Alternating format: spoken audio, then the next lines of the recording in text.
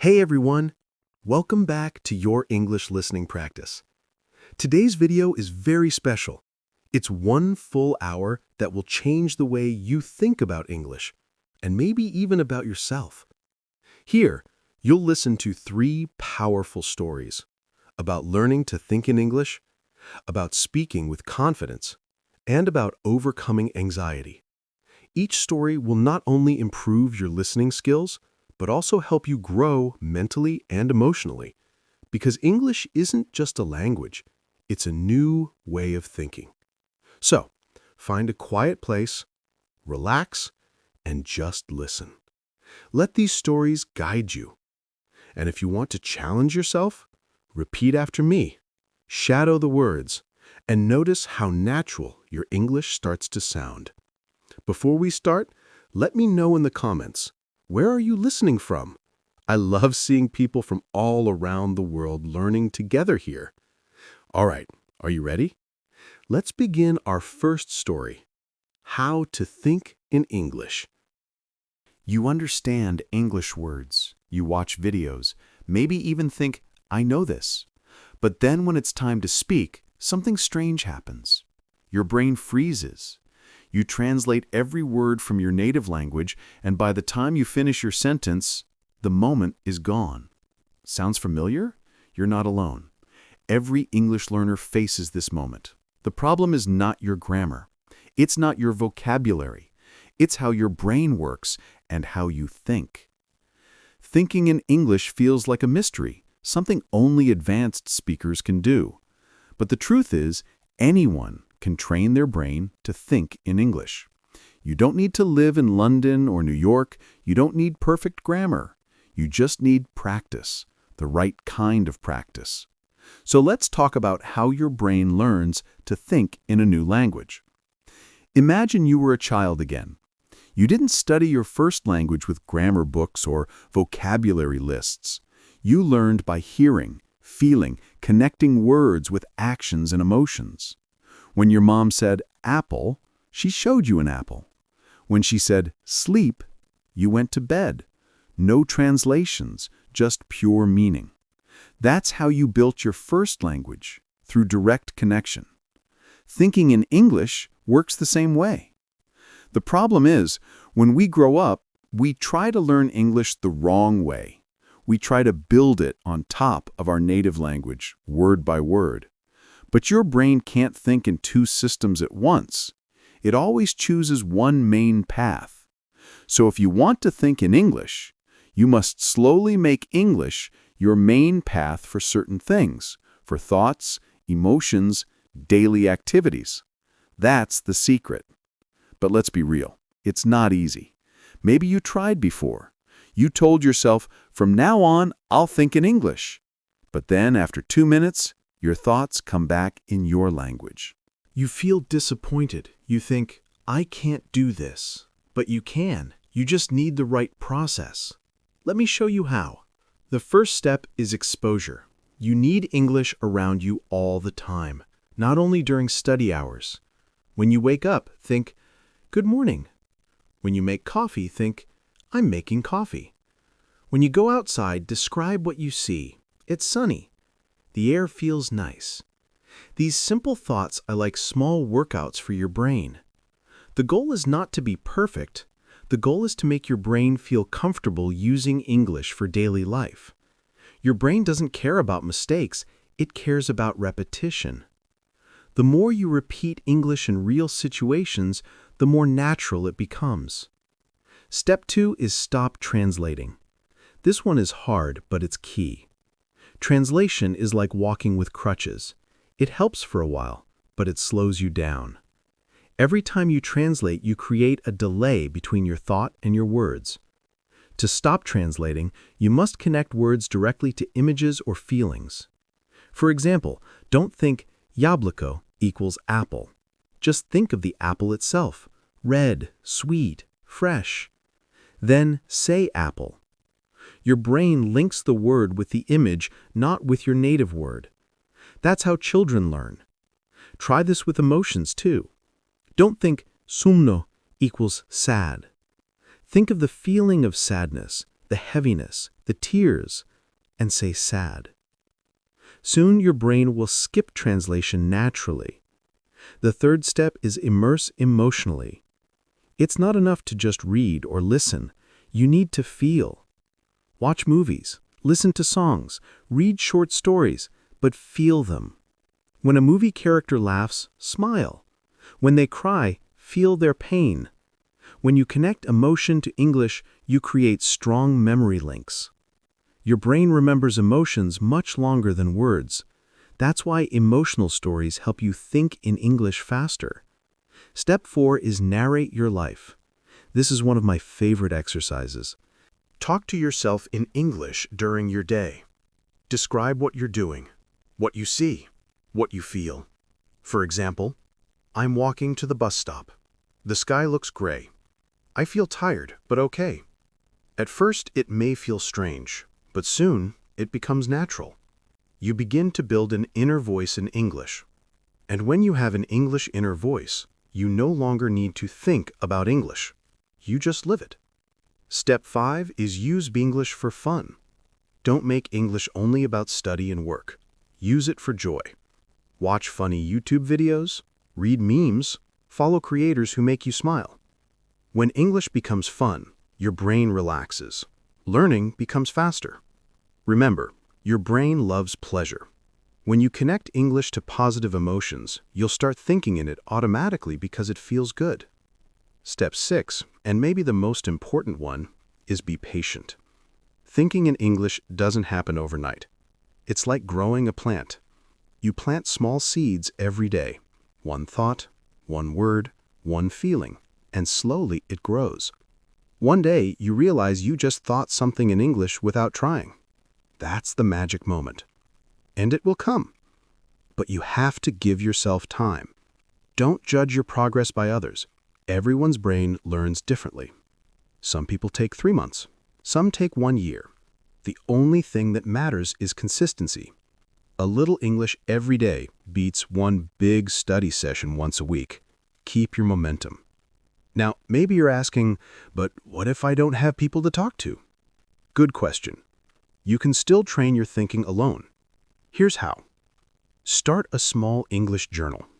Every morning, write a few sentences about your day or your thoughts. Don't translate, just write what comes naturally, even if it's simple. I feel sleepy.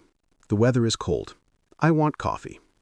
Over time, your sentences will grow longer, your thoughts clearer. The act of writing helps you organize your thoughts in English. It's like mental exercise for your brain. Another great habit is shadowing, repeating what you hear in real time.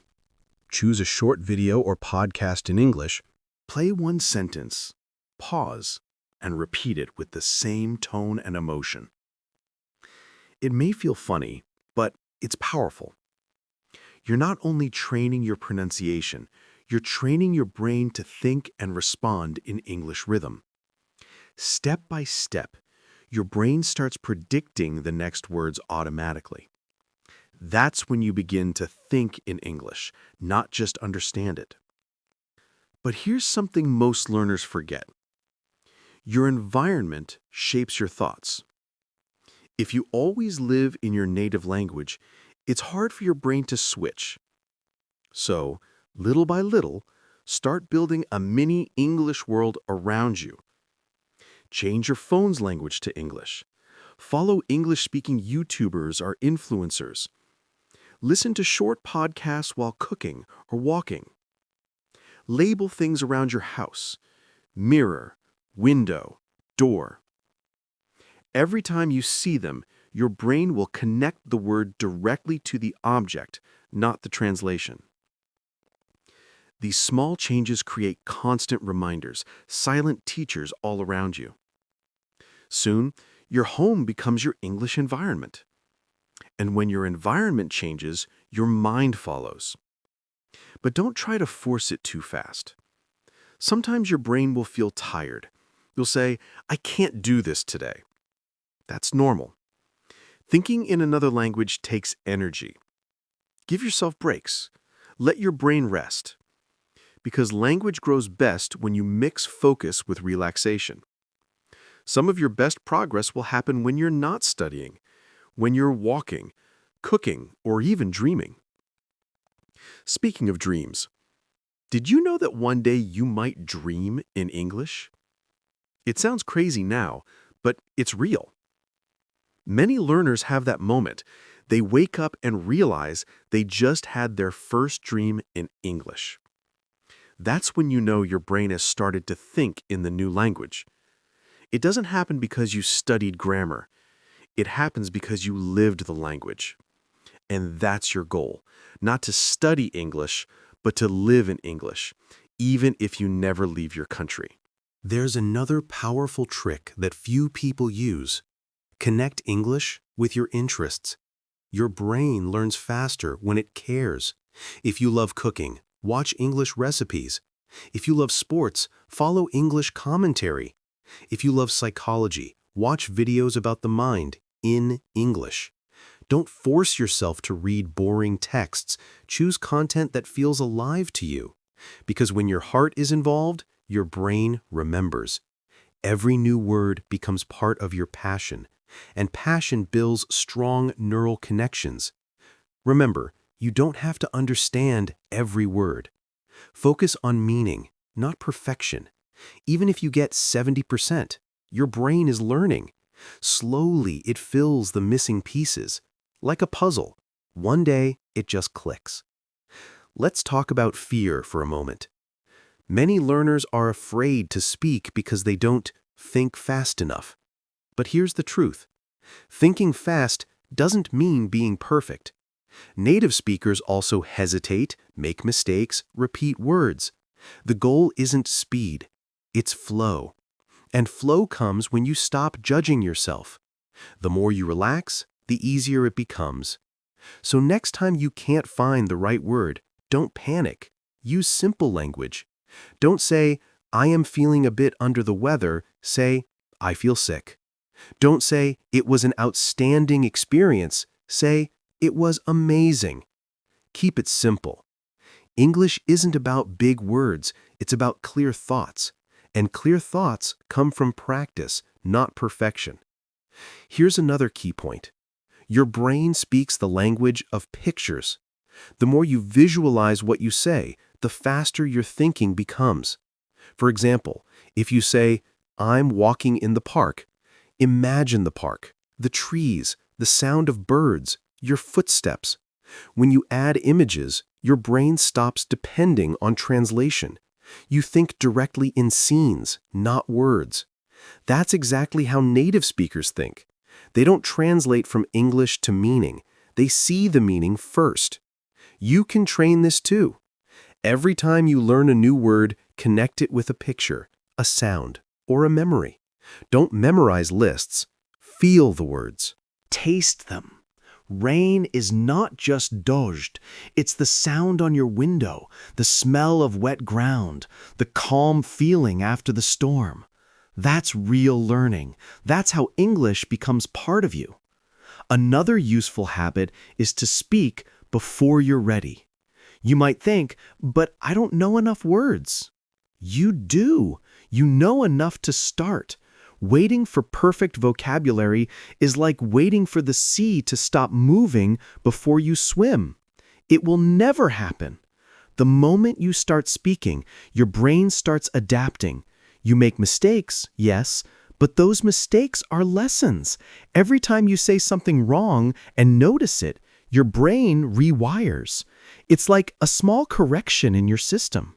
You can't learn real fluency without mistakes. So speak, even to yourself, to your phone, to your mirror. Pretend you're giving a speech. Record yourself.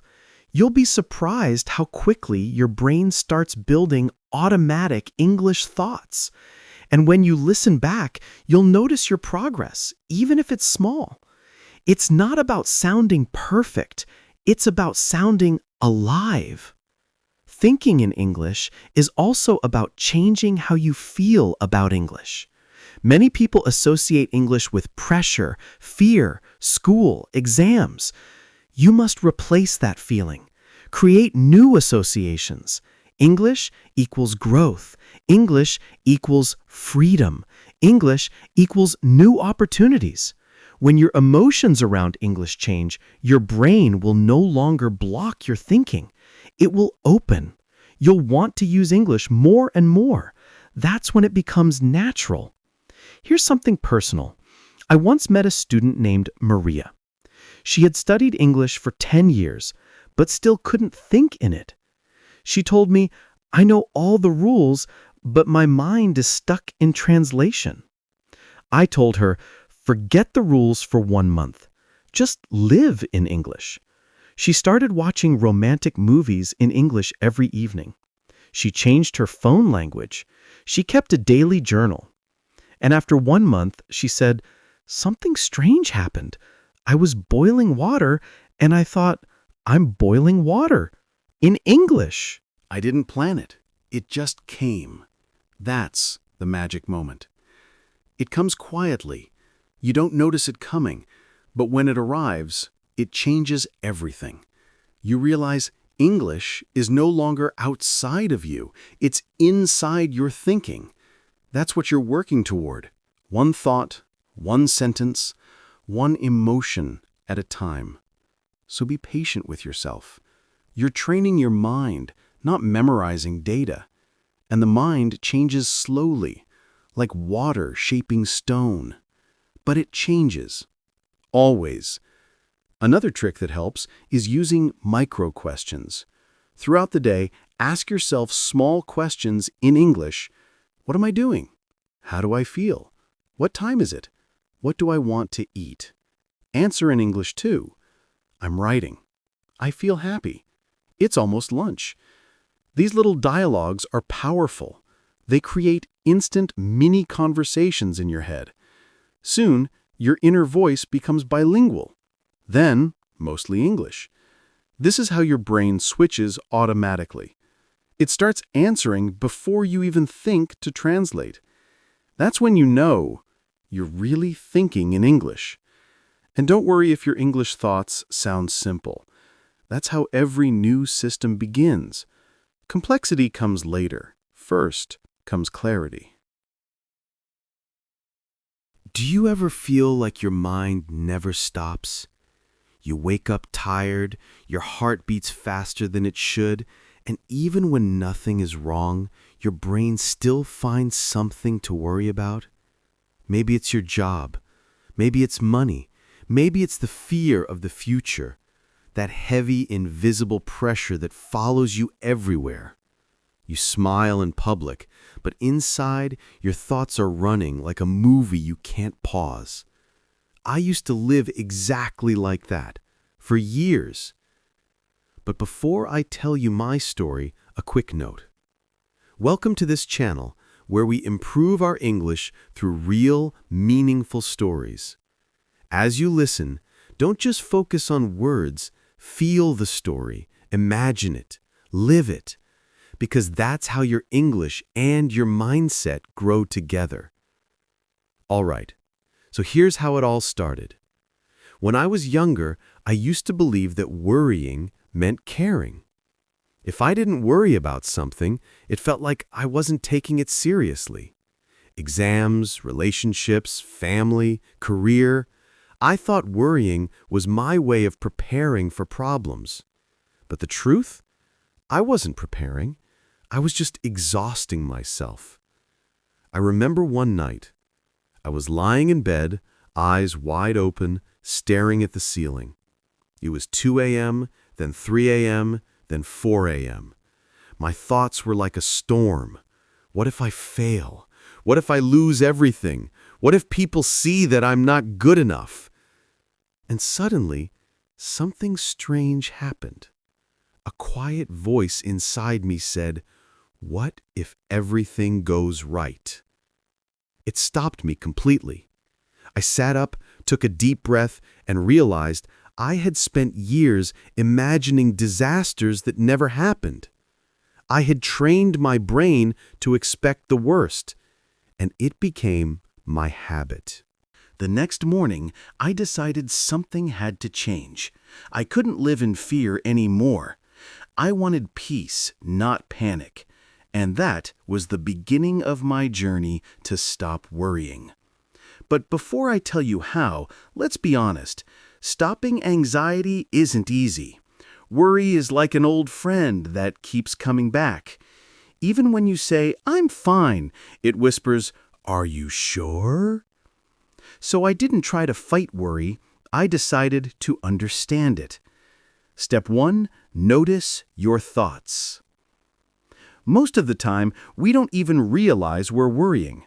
It becomes part of our daily background noise. But awareness is the first step to change. I started carrying a small notebook with me. Every time I caught myself overthinking, I'd write down what I was worried about. It was shocking. I was worrying about everything, from what if my boss didn't like my idea to what if my friend misunderstood my message. Seeing it on paper helped me realize something important. 90% of my worries never became real. They were just thoughts, not facts. It's like watching clouds pass by. You don't try to stop them, you just observe them. I started doing that with my thoughts, observing them instead of believing them. There's a simple sentence that changed my life. This is just a thought, not reality. Every time my brain told me, "You'll fail," I answered, "Thanks, brain, but let's see what actually happens." It felt strange at first, but slowly it gave me space. Space between me and my fear. Step 2. Replace worry with action. Worry loves inaction.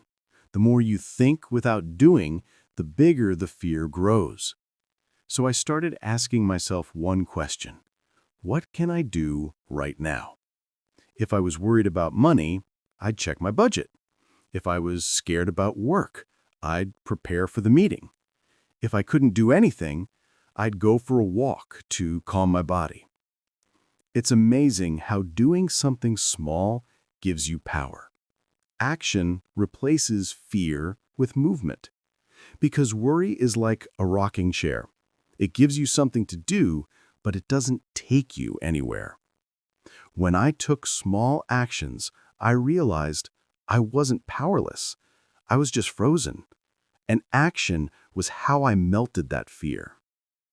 Step 3. Train gratitude. This part surprised me the most. Gratitude and worry can't live in your brain at the same time. It's scientifically proven. So I started a morning ritual. Every day, I'd write 3 things I was thankful for. Some days it was deep things like, "I'm thankful for my family." Other days it was small. "I'm thankful for my coffee," or "for the sunny weather." It sounds simple, but it started to rewire my brain. Instead of scanning for danger, my brain began scanning for good things. Over time, my energy changed. I smiled more. I complained less. My body even felt lighter. Step 4. Focus on the present moment. Anxiety lives in the future. Peace lives in the now. But most of us are never here. We're always thinking about tomorrow, next week, next year. I started practicing something I used to laugh at, mindfulness. It's just a fancy word for paying attention. When I washed the dishes, I felt the water. When I walked, I listened to my steps. When I ate, I tasted every bite.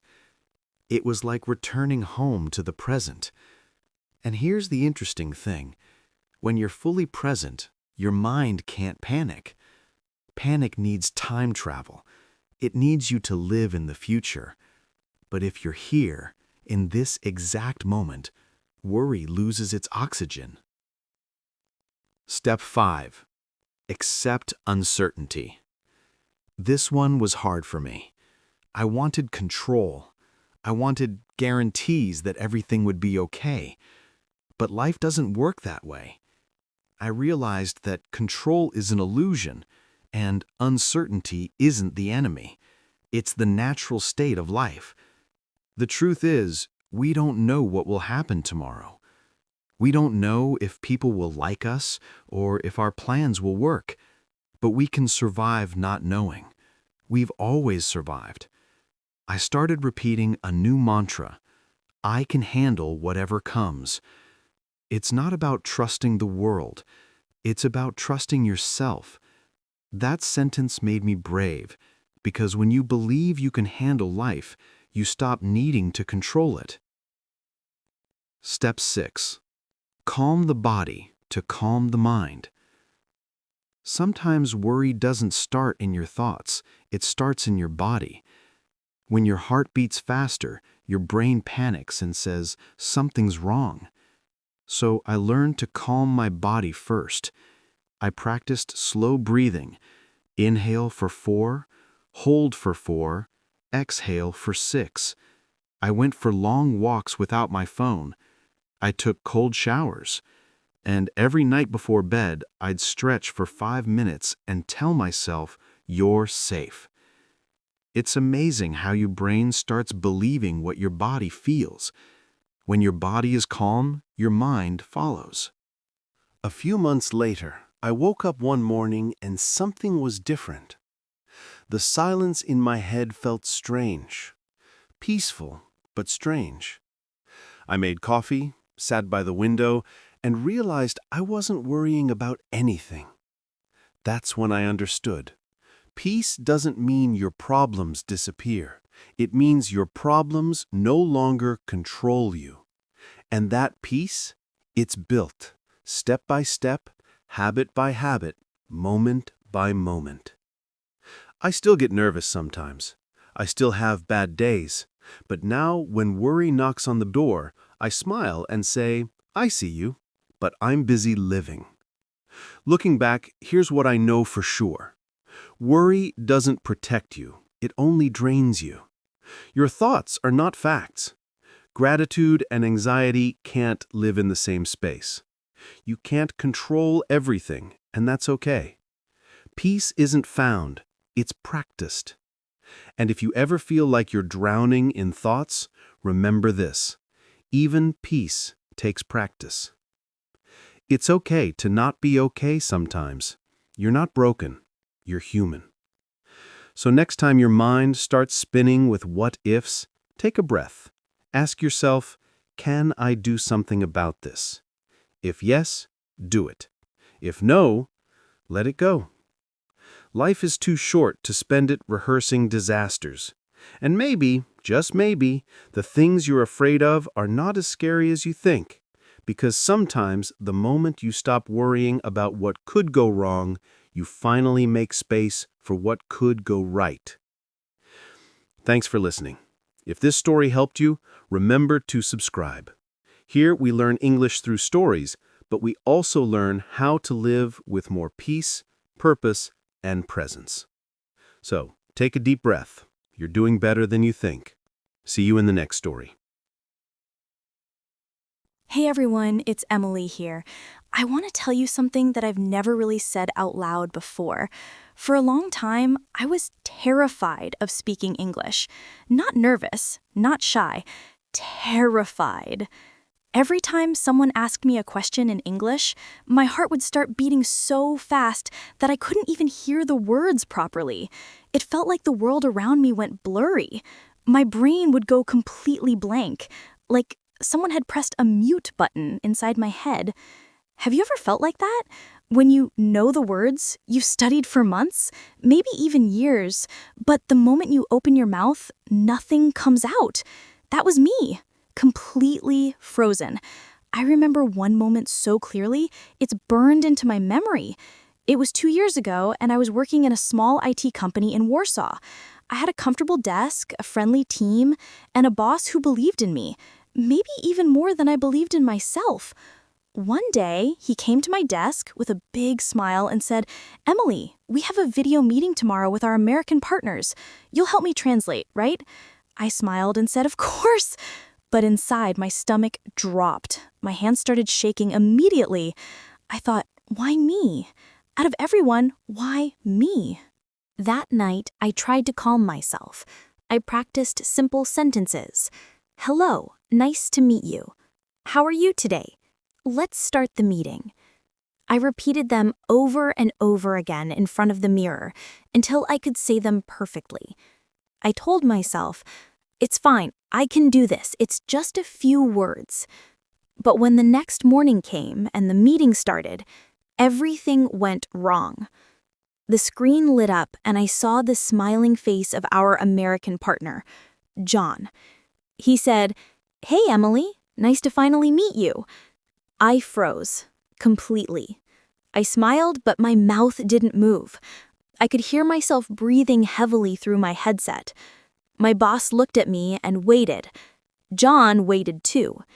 It felt like the silence lasted for an hour, though it was probably only a few seconds. And then my boss spoke instead of me. He continued the conversation like nothing had happened. I sat there quietly, pretending to take notes, but inside I was dying from embarrassment. After the call ended, my boss patted my shoulder and said gently, "Don't worry, Emily. It happens. Maybe next time." But I didn't hear the kindness in his voice. I only heard failure. That evening, when I got home, I sat on my bed and stared at the wall for a long time. I kept thinking, I know English. I understand everything. So why can't I just speak? What's wrong with me? The next day, I wrote something in my notebook that completely changed the way I saw myself. I wrote, "I'm not afraid of English. I'm afraid of being judged." And it was true.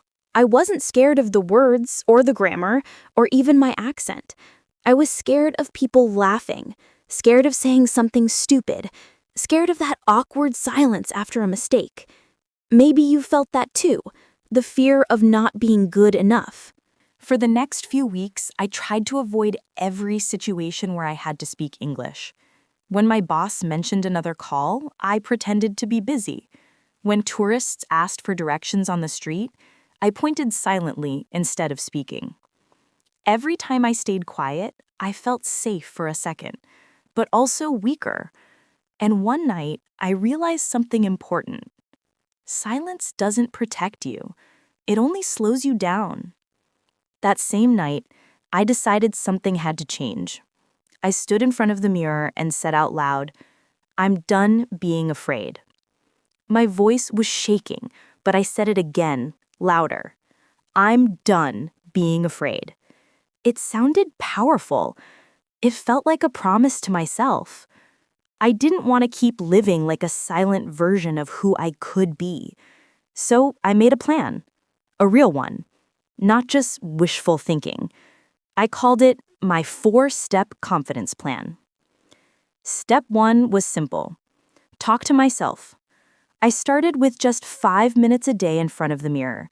I would look at my reflection and talk about my day. In English. "I'm tired today. I had too much coffee. My boss was in a good mood." It didn't matter what I said. What mattered was that I spoke. At first, it felt so weird. I laughed at myself because it looked ridiculous. But after a week, something amazing happened. I got used to my own voice in English. I stopped cringing at how I sounded. I started to sound confident. Step 2 was what I called the 30-second rule. Every time I had a chance to speak English, at work, in a cafe, online, I had to say something within 30 seconds. No time to think, no time to plan, just speak. The first few times were awkward. I remember standing in line at Starbucks, practicing in my head. "Just say it, Emily. You can do it." When it was my turn, I smiled at the barista and said, "Hi, can I get a latte, please?" My voice was trembling, but I did it. I walked out of that cafe feeling like I had just climbed a mountain. The next day, I tried again, and again. Slowly, the fear started to shrink. It didn't disappear completely, but I learned something powerful. Courage doesn't mean you're not scared. It means you speak even when you are. Every small moment built a little more confidence. Then came step 3, recording myself. Every night before bed, I recorded a 1-minute voice note in English on my phone. Sometimes it was just about my day. Today was exhausting. I had a meeting and it went well. Other times I would pick a topic, like my favorite movie or the city I want to visit. Listening to my own voice felt uncomfortable at first.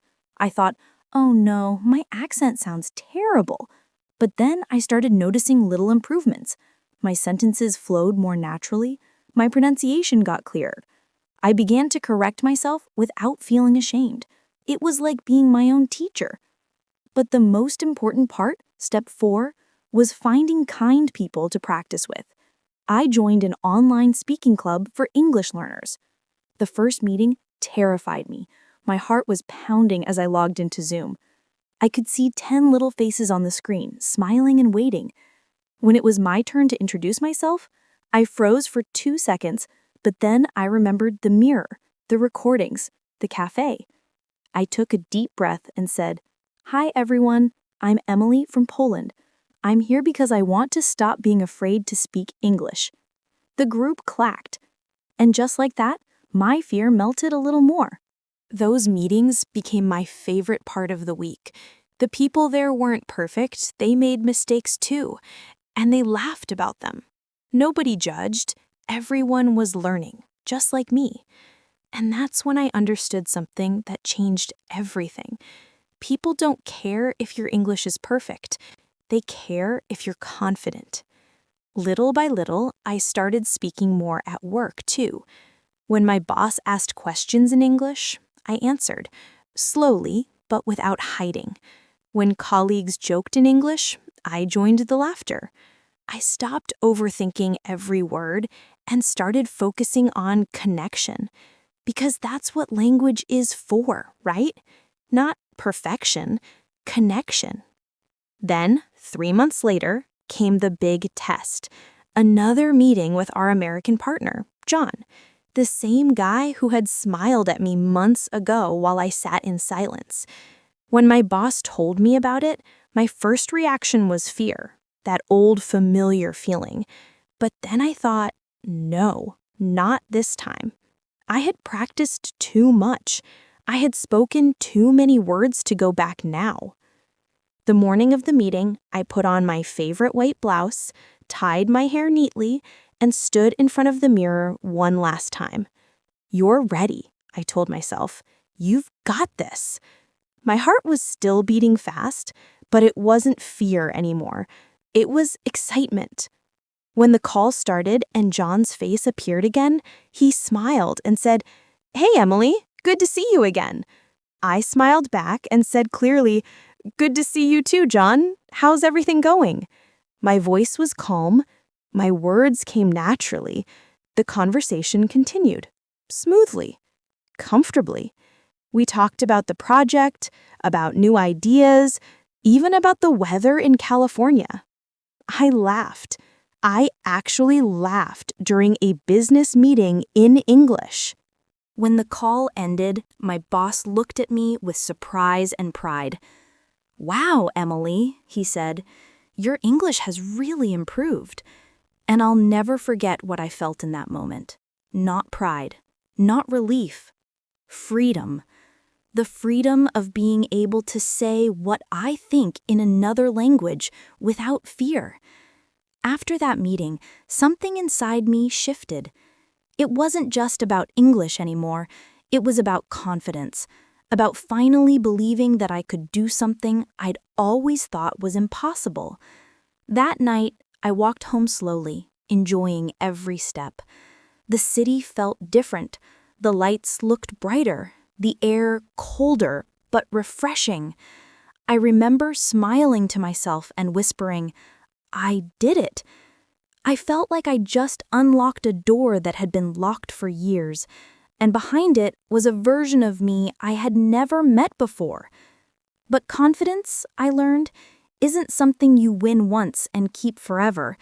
It's like a muscle. If you don't use it, it gets weak again. And soon after that big victory, life gave me a new challenge, one that tested everything I'd learned.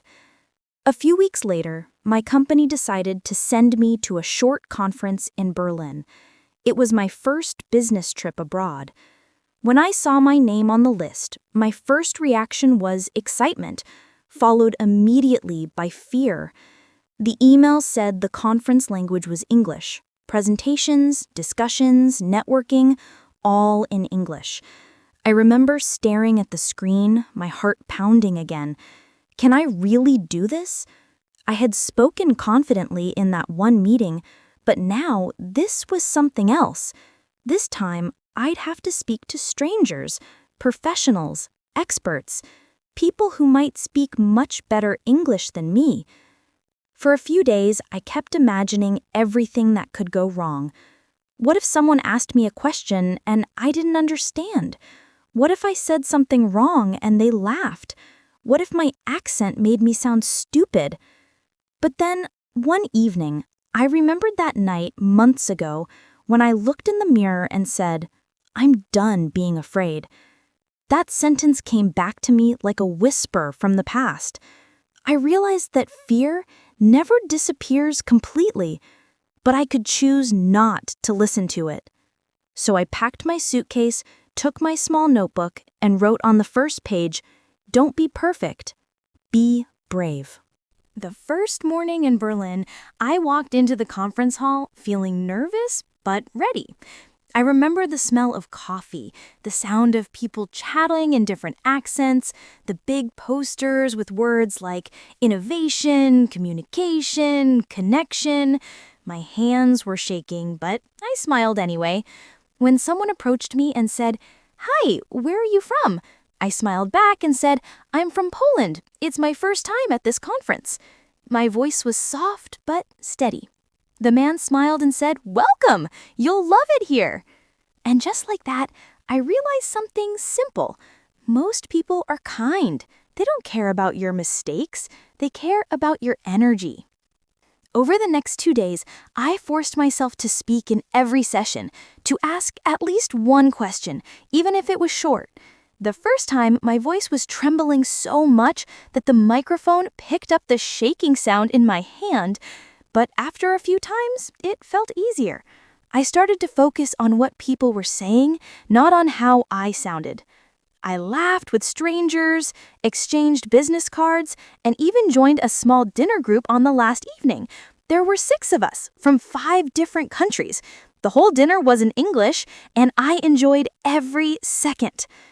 On the flight back home, I looked out of the window at the clouds below and thought, if I hadn't faced my fear, I would have missed all of this. That's when I realized fear is like a wall, but the moment you take one small step through it, you find a whole world waiting for you. When I got back to Warsaw, my friends and colleagues noticed the change immediately. One of them said, "Emily, you're different. You talk more now, and your English sounds great." I laughed and said, "It's not my English that changed, it's my courage." And that was true. Because the fear of speaking English had never really been about English. It had been about me, about the pressure to be perfect, the fear of judgment, the weight of comparison. I started thinking deeply about why so many of us are afraid to speak, and I realized it's not because we don't know enough words or grammar, it's because we were taught to fear mistakes. In school, we get points taken away for errors. We learn that being wrong means we're not good enough. But in real life, being wrong is how you get better. Children learn to speak by making hundreds of mistakes, and nobody laughs at them. So why should we? That realization changed the way I practiced English completely. I stopped focusing on perfect grammar and started focusing on connection. When I talked to people online, I stopped apologizing for my accent. I stopped saying, "Sorry, my English isn't good." Instead, I said, "I'm learning, but I love speaking English." That small shift in mindset changed how people responded to me and how I felt about myself. A few months later, something unexpected happened. A girl from my speaking club messaged me and said, "Emily, how are you so confident when you speak? You never seem nervous." I laughed and said, "You have no idea how nervous I was when I started." But her question stuck in my mind. I realized that I had learned something valuable, not just how to speak English, but how to feel comfortable in it. and I wanted to share that. So I offered to help her. We met online, and I told her about my 4-step confidence plan. We practiced mirror talk together. We recorded short voice notes and sent them to each other every night. We even had a rule: no negative self-talk. We couldn't say, "I'm bad at English." We had to say, "I'm improving." After a few weeks, she told me, "Emily, I spoke English with my boss today. I was scared, but I did it." I smiled so wide I almost cried, because I knew exactly what that victory felt like. That first moment when fear becomes pride. That experience opened my eyes. I started sharing my story with more people online, in English learning forums, small YouTube videos, and language groups. I didn't plan to become a teacher or a coach. I just wanted people to know they weren't alone. I shared everything: my mistakes, my funny pronunciation fails, the times I forgot simple words like kitchen or umbrella. And you know what happened? People connected with it. They said, "Emily, your story makes me feel better." I thought I was the only one. The more I shared, the more messages I received from people around the world, from India, Brazil, Ukraine, and Japan, all saying the same thing: "I understand English, but I'm afraid to speak." It broke my heart a little because I saw my old self in every one of them, but it also inspired me. I realized that fear of speaking isn't just a language problem, it's a human problem. It's about vulnerability. When you speak a foreign language, you show a different side of yourself, the imperfect one. And that's scary, but it's also beautiful, because that's how we connect, human to human. One night, I was rewatching my first ever voice recording from months ago. My voice was quiet, shaky, full of pauses. Then I played a new one, confident, expressive, smooth. I couldn't believe it was the same person. I sat there smiling, but also crying a little, because I finally understood something I wish I had known earlier. You don't become fluent when you stop making mistakes. You become fluent when you stop being afraid of them. Since then, I've spoken English every single day, not because I have to, but because I want to. I listen to podcasts, I watch shows, I write short journal entries in English. Sometimes I even think in English without realizing it. And every time I speak now, even if I make a mistake, I feel proud because it means I'm growing. Sometimes people ask me, "Emily, what's your secret?" And I tell them the truth. There's no secret, just small steps every day. Just speaking when you don't feel ready, just doing it scared. Because confidence doesn't come before speaking, it comes after. A few months later, I was sitting in a small cafe, the same one where I used to study vocabulary alone, whispering words under my breath, terrified someone would hear me. I was there again, but this time something was different. On my laptop screen, a little green light was blinking. I was having a live conversation with 3 people from different countries: Spain, Vietnam, and Mexico. We were laughing, sharing stories, making mistakes, and not caring at all. The girl from Mexico mixed up beach and bitch, and we all burst into laughter. The boy from Vietnam said, "Sorry for my accent," and I said, "Never apologize for your voice." And for the first time in my life, I realized that language isn't about perfection. It's about connection. That simple realization changed everything. I used to think I needed to earn my place in conversations, that I had to be good enough before I spoke. But now I knew that speaking was the way to get good. It was never about waiting until I was ready, because readiness never comes. You create it, one brave word at a time. That evening, after our call ended, I stayed in that cafe for a while, just thinking. I looked around and saw people chatting in different languages: Polish, English, German, a little French. And I smiled because I finally understood something profound. The beauty of English, or any language, isn't in its grammar or pronunciation.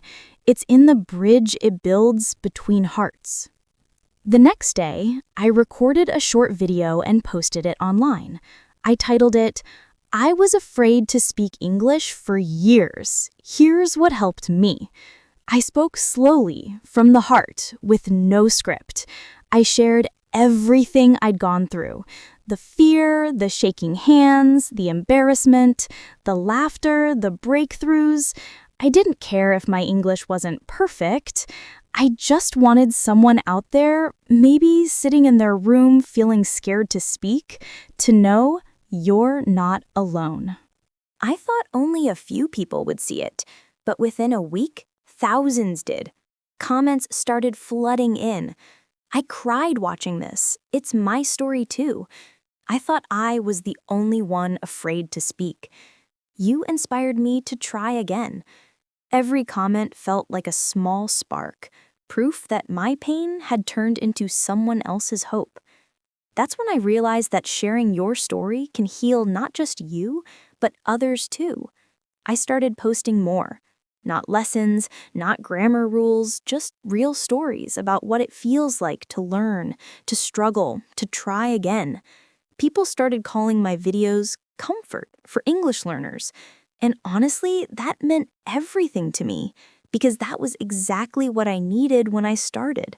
Comfort, not correction. One night, I received a message from a woman in Turkey. She said, "Emily, I'm a mother of two. I've always wanted to speak English, but I was too afraid. I watched your video and practiced saying just one sentence today. My kids laughed and clapped for me. Thank you." I cried reading that, because that's what it's all about.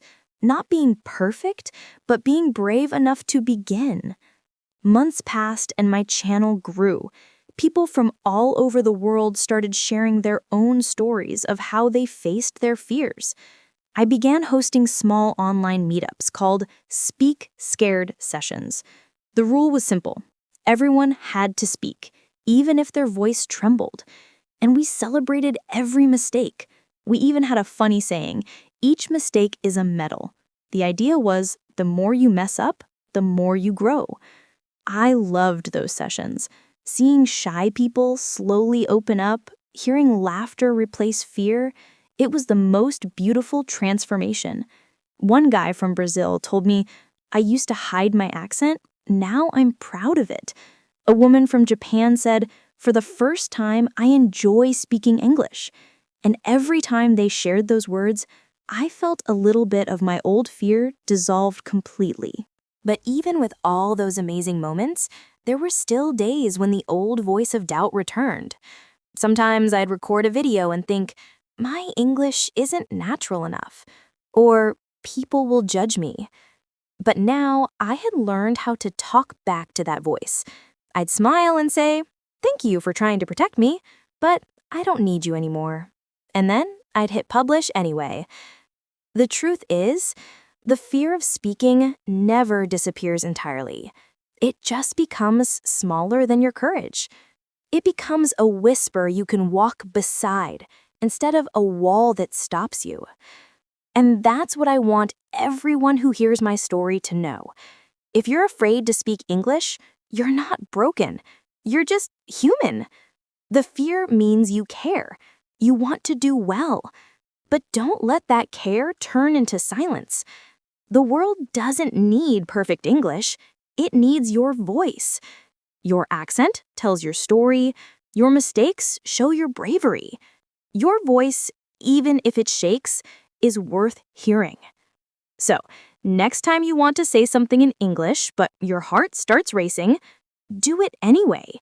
Say it wrong, say it messy, say it scared. Because the only way to stop being afraid is to start speaking. And one day, maybe sooner than you think, you'll look back and realize you did it. You'll remember the first time you said something and someone understood you. You'll remember the first conversation that felt natural. You'll remember the first time you laughed in English without thinking about grammar. And you'll smile, because that's when you'll know you're free. I'll never forget the first time I felt that freedom. It was a small thing, ordering coffee in London. I walked up to the counter, said, "Hi, can I have a cappuccino, please?" The barista smiled and asked, "Sure, small or large?" I answered instantly, without thinking. "Large, please." It was such a tiny moment, but it felt like winning a marathon. Because in that second, I wasn't translating in my head. I wasn't scared. I was just me, speaking freely. So now, whenever I talk to people who say, "I'm afraid to speak English," I tell them my story. I tell them that the fear doesn't disappear, but your courage grows stronger. I tell them that you can't learn confidence from a book. You learn it from action. I tell them that the moment you stop chasing perfect English and start chasing connection, everything changes. Because in the end, English isn't just a language. It's a bridge to people, to places, to opportunities, and sometimes to a stronger version of yourself. And if my story can remind even one person of that, then every trembling word I ever spoke was worth it. So if you're listening to this right now, maybe sitting in your room, maybe walking to work, maybe doubting yourself, here's my message to you. Don't wait until you're ready. Don't wait until your accent is perfect. Don't wait until you feel confident. Speak now. Start where you are. Be brave enough to be imperfect, because that's how you'll grow. And one day, you'll tell your own story about how you stopped being afraid to speak English. Thanks for listening, and if this story spoke to you, subscribe for more, because the next one might be the story you need to hear next.